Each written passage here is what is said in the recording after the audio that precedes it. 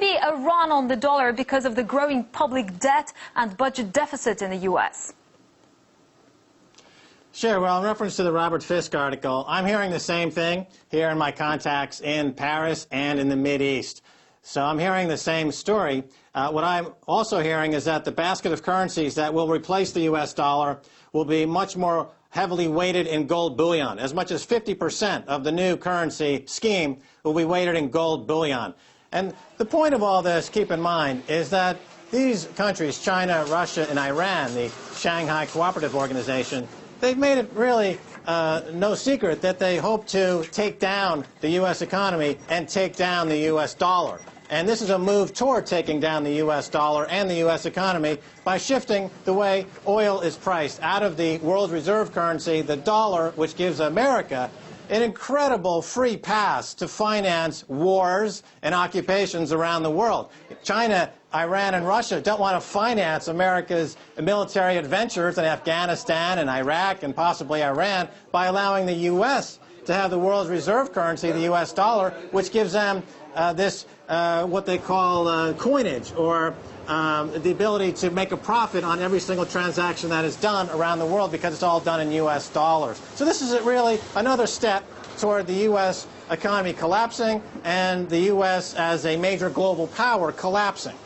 Well, you said that China and Russia are interested in collapsing the U.S. economy, but those countries, plus Japan and the Gulf states, all hold big dollar reserves. So do you think they're interested in really collapsing the U.S. economy?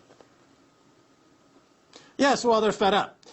First of all, that's why you see the gold price moving up right now. It's hitting new all-time historic highs as a way to hedge against the dollar collapse. They're trying to do it in a way that's slower rather than fast. This is a done deal. It's baked into the cake. The U.S. dollar will no longer be the world reserve currency, certainly by 2018.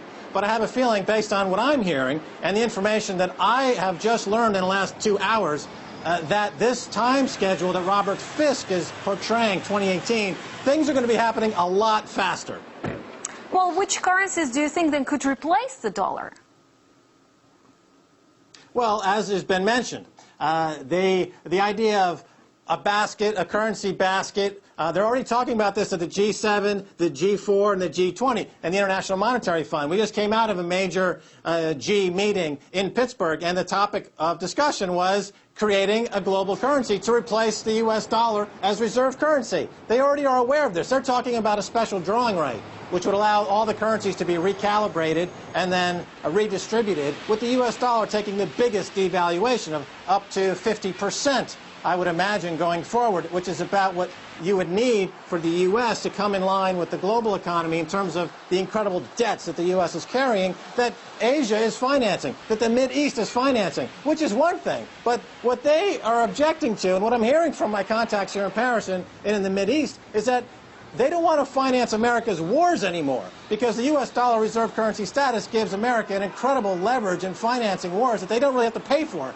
China, Russia, and Iran are paying for America's wars in Afghanistan and Iraq and possibly in Iran. And there's no strategic or philosophical reason why they're making these wars other than the war industry in America controls the White House. Obama works for the war industry, and they need wars to keep profitable, and that's the only reason we're seeing this. And this is why China, Russia, and Iran and these other countries are saying, wait a minute, we don't want to watch as this country, America, really with a horrible economy, huge debts. The only way they can extricate themselves out of their debt problem is to go into countries and commit genocide, or as they've done in Iraq, or support rogue states in the Mideast, you know, undocumented rogue nuclear countries in the Mideast that people object to. So this is what we're seeing. But I think the timetable is going to be a lot sooner than what Robert Fisk is suggesting, 2018. I think we're going to see things developing a lot quicker.